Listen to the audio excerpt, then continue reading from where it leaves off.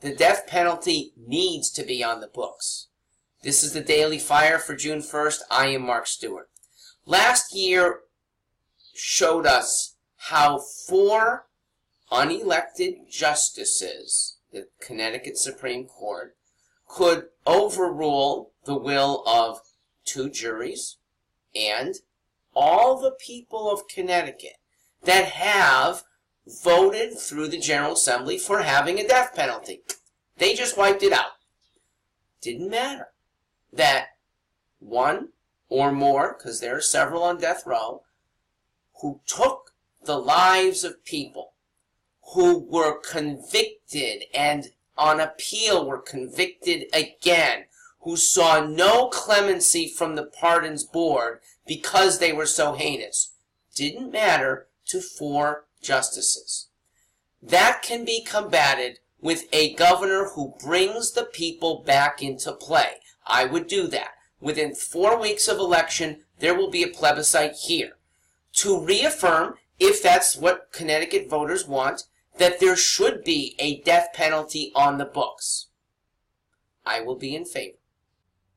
I am in favor because the death penalty deters. And I'm in favor because the death penalty is fair. Let me take the deterrence argument. Of course it deters. That's why people who have been sentenced to death, they're on death row, they're screaming to get out of it. They face a very bleak future, life in prison, maybe even in solitary, and yet the will for these guys to live is still overwhelming. Of course, the death penalty deters.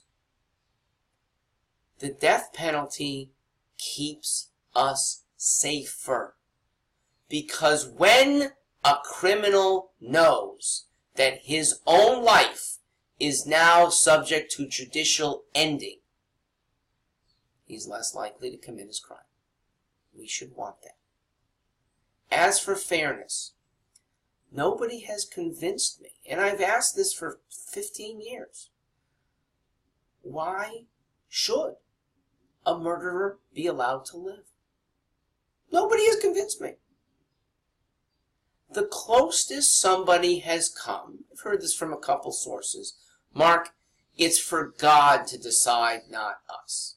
Well, the best authority I have for what God would want is from the Judeo-Christian Bible, where the Old Testament 5 times, once in every book, talks about murder and prescribes that man shall take the murderer's life. It's not up to God, it's up to us. I have another reason why a murderer might deserve to still live.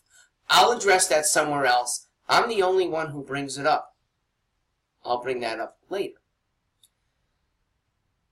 The death penalty needs to be on the books because there has to be a recourse against even worse crime done by prisoners in prison who may have nothing to lose right now if they're on a life in prison sentence. What keeps them from menacing guards or fellow inmates? A death penalty would do that. What keeps people who aren't afraid of doing time? There are a lot of thugs like that. What might keep them from doing the crime in the first place is knowing there's no coming back. You're facing a firing squad. I, as governor, am committed to protecting the people of Connecticut. The best way to protect citizens is deterrence. But in case that doesn't work, okay, maybe you are not deterred, well, at least a firing squad will get you off this planet. Your ashes or your body will be undisclosed. You do not deserve the dignity of a burial with family. Where your soul, that corrupted soul, goes, I don't care. You are out of my state forever. And if I'm permitted to be part of a firing squad, I will take honor in doing it. Somber, it's not for thrills, and that's why it is not cruel. I'm not a bad shot. Okay? Make me one of those 5. This is just one time back after 25 years away. Try me. The Talmud tells that the death penalty was used very infrequently. That's good to know, because I think we could have in Connecticut a penalty on the books that has little invocation. Somebody who does go through the whole conviction and process to put him on death row has gone 0 for 6. You've had lots of chances. You had prosecutorial discretion. You had police discretion at the very outset. You had one jury. You had an appeals jury. You had a appeals board of pardons. All of them saying no. You don't deserve to live.